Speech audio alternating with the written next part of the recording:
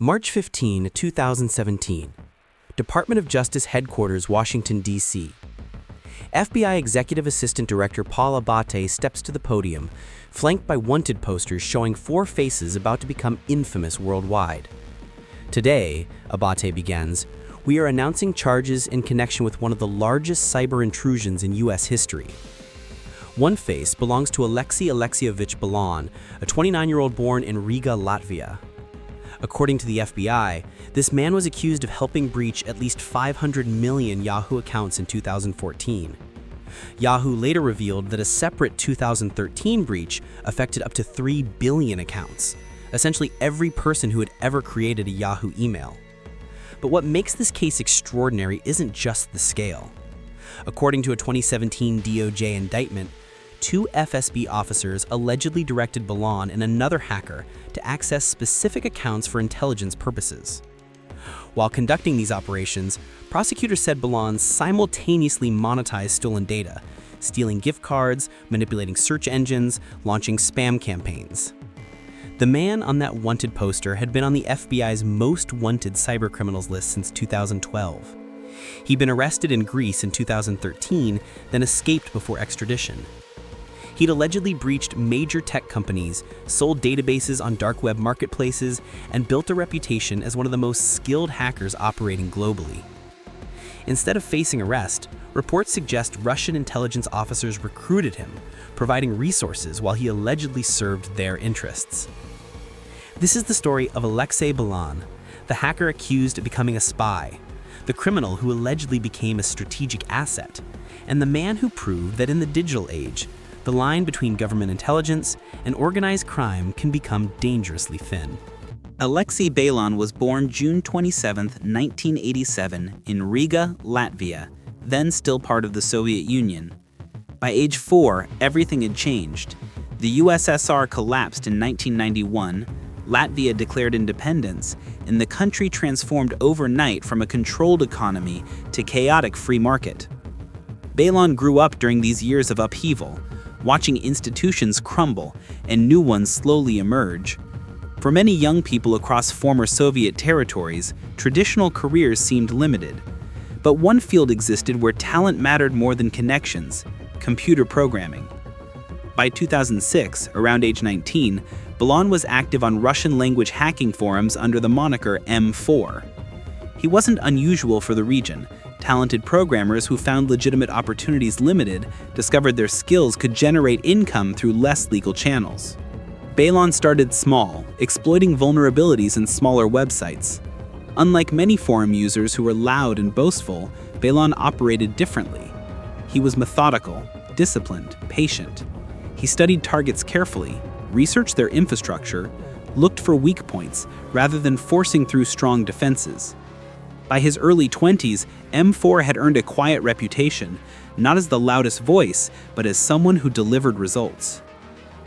Between January 2012 and April 2013, Belan allegedly made his first major moves, breaching 3 US-based e-commerce companies. The attacks weren't particularly sophisticated by today's standards, but they worked because targets were vulnerable in basic ways. According to investigators, Belan's method was devastatingly effective.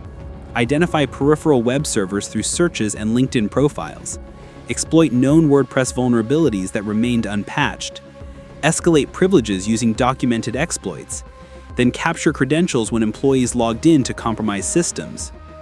From these breaches, prosecutors allege Belan stole databases containing millions of customer accounts. Conservative estimates put his haul at around 200 million credentials by mid-2013. Confirmed alleged victims included Zappos, Evernote, and Scribd. By late 2012, the FBI had noticed patterns suggesting a single skilled attacker. In September 2012, a federal grand jury indicted Belan for computer fraud. By November 2013, his photo appeared on the FBI's Cyber Most Wanted list. By early 2013, Belan had relocated to Athens, Greece. The city offered advantages for someone in his position, part of the European Union with access to modern infrastructure, but known for bureaucratic processes that moved slowly. There was also a significant Russian-speaking expatriate community where he could blend in without drawing attention. He rented an apartment in a residential neighborhood, established routines, and continued his hacking operations remotely. To neighbors, he appeared unremarkable, just another young European spending long hours at his computer, keeping irregular schedules typical of freelance tech work. He'd go to cafes, buy groceries, walk the streets like any other resident. Nothing about his outward behavior suggested he was on the FBI's Cyber Most Wanted list. Greek authorities had been alerted through Interpol systems. The FBI provided detailed intelligence, his known aliases, physical description, evidence of his location patterns, and documentation of his criminal activities targeting U.S. companies. Surveillance began. Officers identified his apartment building, observed his daily movements, and confirmed his identity through careful verification. Greek police arrested Alexey Belan in June 2013 based on the U.S. warrant and Interpol Red Notice. He was in custody, extradition was underway, and everything seemed to be proceeding normally. Then, something went wrong.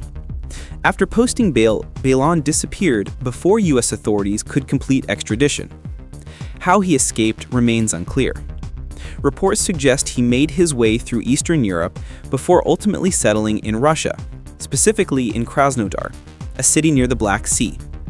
Russia has no extradition treaty with the United States, meaning once you're in Russian territory, you're beyond reach of American law enforcement. Most fugitives in this situation keep their heads down and live quietly. But for Belan, Russia reportedly wasn't just a hiding place, it was an opportunity. The Russian Federal Security Service, FSB, successor to the Soviet KGB, handles counterintelligence, internal security, and, officially, combating cybercrime. Within the FSB is the Center for Information Security, also known as Center 18, which investigates cybercrime and, theoretically, cooperates with international agencies, including the FBI. The irony? Center 18 was the FBI's official Moscow contact for cybercrime matters. One person there was Dmitry Alexandrovich Dokuchayev, 33 years old in 2014. According to later reports, Dokuchayev had an unusual background for someone enforcing laws against cybercrime. From 2004 to at least 2011, he'd been active in Russian hacking circles under the alias Forb. According to sources, he joined the FSB around 2006, reportedly as part of a deal to avoid prison. Dokuchayev's superior at Center 18 was Igor Anatolyevich Suchin, age 43. Another FSB officer who allegedly posed as head of information security for a Russian investment bank while actually working for the FSB. When Belan fled to Russia in late 2013, someone should have arrested him based on the active Interpol notice. Instead, according to evidence later presented by U.S. prosecutors, Dokuchayev and Suchin allegedly made a different decision: use him. In January 2014, according to FBI investigation and forensic analysis, something remarkable began. Rather than lying low, Belan allegedly went back to work with a level of ambition suggesting powerful backing. According to the indictment, Dokuchayev and Suchin allegedly made Belan an offer. Rather than hand him to Americans or prosecute him, they would protect him from arrest and provide regular payments. They would allegedly share intelligence about law enforcement activities, which companies were cooperating with investigations, which networks were under surveillance, which techniques were being detected. In exchange, prosecutors say Belan would use his skills to penetrate targets of interest to Russian intelligence operations. The FSB officers allegedly had specific requirements, revealing Russian state priorities. According to court documents, they wanted access to email accounts of Russian journalists writing critically about government, Russian opposition politicians and activists, U.S. government officials, particularly those working on cybersecurity or diplomatic relations, and employees of other internet companies. Traditional espionage wouldn't work for comprehensive email surveillance because targets used encrypted webmail services. But prosecutors allege Dokuchayev and Suchin understood something crucial. What if you could access those accounts by hacking the email provider itself? According to the indictment, that's what they allegedly ordered Belan to do, identifying his primary target, Yahoo. This was January 2014. Yahoo had approximately 1 billion users worldwide. Despite losing ground to Google, Yahoo maintained massive presence internationally. Its user base included government officials, journalists, business executives, political activists, and regular people from every country. Yahoo also had documented security challenges. The company had been identified in 2013 Edward Snowden revelations as a frequent target for state-sponsored hackers. In response, Yahoo hired Alexey as Chief Information Security Officer in 2014. According to later reports and congressional testimony, he pushed for better security measures, but CEO Marissa Mayer reportedly denied his team sufficient funding. Stamos would depart Yahoo in 2015, moving to Facebook. This was the environment when Alexey Belan allegedly set his sights on Yahoo's infrastructure. The attack allegedly began with something deceptively simple: a spear phishing email sent to Yahoo employees in early 2014. Unlike mass email scams, spear phishing attacks are carefully researched and crafted to target specific individuals with personalized messages designed to appear legitimate. In early 2014, according to FBI documents, someone at Yahoo, described as a semi-privileged employee with access to internal systems but not senior administrator, received what appeared to be a routine work-related email. The specific content remains unclear, but what's certain, the email allegedly contained either a malicious attachment or a link that installed malware when accessed. Someone clicked it. That moment became the pivot point for what would become one of the largest data breaches in history. But according to investigators, getting initial access was just the beginning. Once inside Yahoo's network through that compromised account, Belan allegedly didn't rush. Instead, he began careful reconnaissance, methodically exploring network topology, understanding how systems connected, identifying which servers held valuable information. He had two primary objectives that drove his exploration. First, he allegedly needed to reach Yahoo's user database, UDB, the master database containing detailed information for every Yahoo user account. This held usernames, email addresses, phone numbers, dates of birth, password hashes, and security questions. Second, prosecutors say he needed access to Yahoo's account management tool, proprietary software that administrators and customer service representatives use to manage user accounts. With AMT access, an attacker could edit account information, reset passwords without triggering normal security alerts, and generate authentication cookies, digital tokens proving someone was legitimately logged in. After months of work, in late 2014, investigators allege Belan achieved both objectives. In November or December 2014, he allegedly downloaded a complete backup copy of Yahoo's user database, containing information on over 500 million accounts. He also allegedly obtained unauthorized access to the account management tool. But what made this particularly powerful? Prosecutors say Belan figured out how to forge authentication cookies without needing users' actual passwords. While allegedly working for Dokuchayev and Susjin to access specific accounts they had identified as priorities, Belan reportedly looked at hundreds of millions of other Yahoo accounts and realized he was sitting on an unlimited money-making opportunity. According to the indictment, Belan began running multiple criminal enterprises simultaneously, all leveraging his alleged access to Yahoo's systems. The first scheme, prosecutors say, involved writing custom scripts that automatically searched Yahoo email accounts for electronic gift cards. People receive digital gift cards constantly. Birthday presents, thank you gifts, promotional rewards, all delivered as emails with redemption codes representing real monetary value. Between October 2014 and December 2016, investigators allege Belan systematically searched Yahoo users' emails for these codes, either using them directly or selling them to other criminals. When Yahoo publicly disclosed the 2014 breach in September 2016, Belan's alleged response demonstrated remarkable audacity. On October 8, 2016, just 2 weeks after the announcement, he allegedly logged back into their systems and searched at least 15 more accounts for gift cards. The second scheme allegedly involved searching email accounts for credit card numbers and financial information from receipts, order confirmations, and payment notices. The third scheme showed even more sophisticated thinking, according to prosecutors. Belan allegedly used malware to extract contact lists from more than 30 million Yahoo accounts, harvesting email addresses for hundreds of millions of people. He then allegedly launched massive spam marketing campaigns using these addresses to promote various affiliate marketing schemes. The fourth scheme allegedly showed real technical creativity. According to the indictment, Belan gained access to servers associated with Yahoo's search engine, modifying code to inject fraudulent links for specific commercial queries. When users searched for certain terms, the modified code would automatically inject additional links directing users to online pharmacies, paying Belan commission for referrals. According to the indictment, Dokuchayev and Suschin knew about at least some of these criminal activities. Rather than shutting him down, they allegedly facilitated his schemes by providing FSB intelligence information about investigations. In July 2016, Yahoo was finalizing sale of its core internet business to Verizon Communications for $4.83 billion.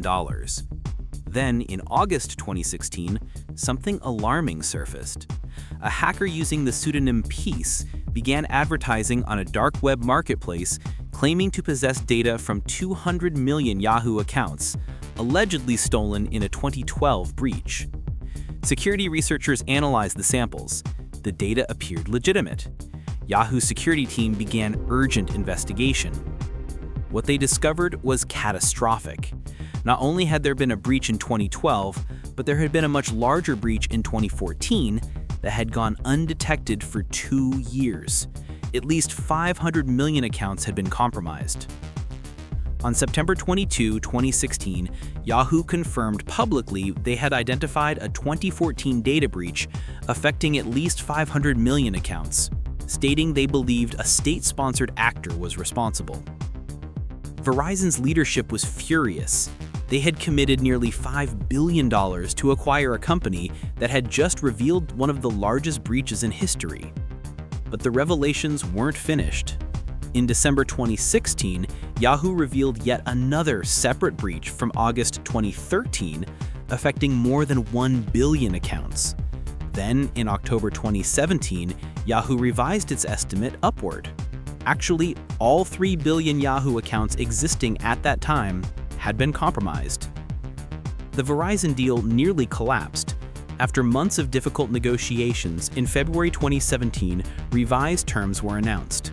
Verizon would still complete acquisition, but the price dropped by $350 million to $4.48 billion. The deal closed in June 2017. Marissa Mayer stepped down. Yahoo's core internet business was absorbed into Verizon's portfolio. On March 15, 2017, the Department of Justice unsealed a 47-count indictment charging 4 defendants: Dmitry Dokuchayev, Igor Suschin, Alexey Belan, and Karim Baratov, a 22-year-old Canadian who allegedly worked as hacker for hire for Dokuchayev. On March 14, 2017, Toronto police arrested Baratov. He pleaded guilty in November 2017 and was sentenced to 5 years in federal prison in May 2018. The other 3 defendants remain at large in Russia. What should we learn from Alexey Belan's story? The technical lessons are clear. Spear phishing remains devastatingly effective. Basic security measures actually matter. Proper network segmentation, universal two-factor authentication, rigorous patching, comprehensive monitoring. But the deeper lesson is about increasingly blurred lines in modern cyber conflict. Traditional distinctions between state actors and criminal actors have broken down in ways that make attribution difficult and accountability nearly impossible. According to the indictment, Belan started as a typical cybercriminal motivated by profit. When he fled to Russia after his arrest and escape from Greece, he allegedly became a strategic asset to Russian intelligence through mutually beneficial arrangement. The FSB officers who allegedly recruited and ran him didn't just want his skills for intelligence gathering. According to prosecutors, they actively facilitated his continued criminal activities by providing information about law enforcement investigations. This represents a fundamentally different model than traditional intelligence operations. This is the emerging reality of cyber operations in the 21st century, where nation-states increasingly work with cybercriminals in arrangements that benefit both sides but make accountability extraordinarily difficult. The international legal framework built to address traditional crimes wasn't designed for this reality. Extradition treaties don't work when governments actively protect fugitives as intelligence assets. Criminal indictments become primarily symbolic when defendants will never face trial. As of the latest public reports, Alexey Belan remains wanted by the FBI. He's now 37 years old. His name appears on the FBI's Cyber Most Wanted list. The FBI continues to offer a $100,000 reward for information leading to his arrest. But he has never stood before a judge to answer for what he allegedly did. The only person who went to prison was Karim Baratov, who played the smallest role and had the misfortune of living in a country with a functioning extradition treaty. That's the uncomfortable truth. In the digital age, with the right government protection, you can face essentially zero real consequences as long as you remain within that territory. That's not about hacking techniques. It's about power, sovereignty, and the fundamental limitations of international law and a connected world.